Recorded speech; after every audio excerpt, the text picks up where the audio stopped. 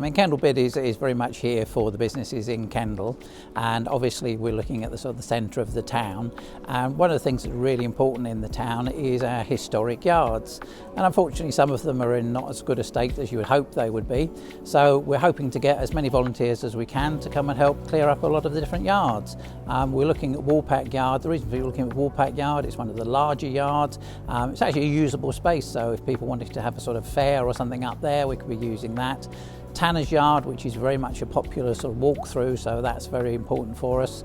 And then Police Yard and Berry's Yard, really because they're sort of very visible. And you know, we want a good impression for the town and to encourage people to come into the town. Yeah, well, I'd just like to sort of thank all the people who are signing up for this project. You know, it's really important to the town, and you know, really do want to thank them for joining in, coming and helping out our town.